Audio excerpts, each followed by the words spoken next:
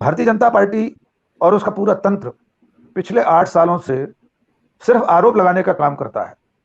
और जैसा कि धीमंत जी ने कहा कि 22 के चुनाव को भी ध्यान में रखना होगा, तो आप टाइमिंग का थोड़ा सा ध्यान करेंगे तो आपको याद आ जाएगा कि हर विधानसभा चुनाव से पहले या तो पाकिस्तान चुनाव में शामिल होने के लिए आता है भारतीय जनता पार्टी के न्योते पर, या आईएसआई आता है, या दाऊद इब्राहिम आते हैं, या लश्कर ए तैयबा के आतंकवादी आते हैं।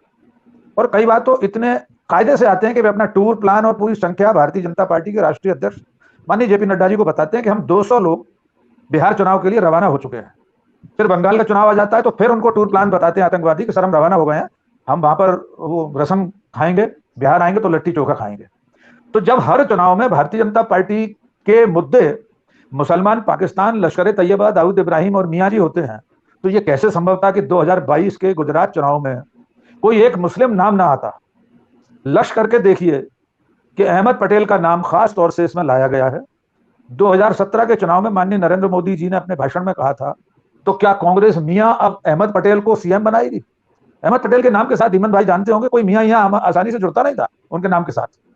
लेकिन माननीय प्रधानमंत्री ने कहा कि मियां अहमद पटेल को कांग्रेस मुख्यमंत्री बनाएगी। भारत का प्रधानमंत्री अपने नागरिकों से, गुजरात के वोटर्स से कह रहा था कि कहीं ऐसा तो नहीं है कि मियां को मुख्यमंत्री बना देगी कांग्रेस। भारतीय जनता पार्टी पिछले 8 साल से सिर्फ आरोप लगाती है, खंबा छूकर भाग जाती है।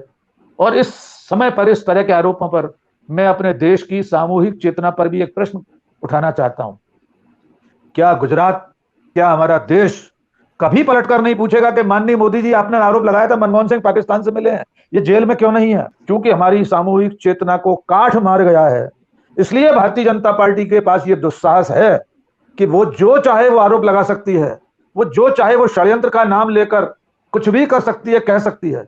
क्या इस देश ने युद्ध छेड़ रखा है नरेंद्र मोदी के खिलाफ? जी, कि हर षड्यंत्र उन्हीं के खिलाफ होगा? दामन पे कोई छींट, न खंजर पे कोई दाग, तुम कत्ल करो हो कि करामात करो हो।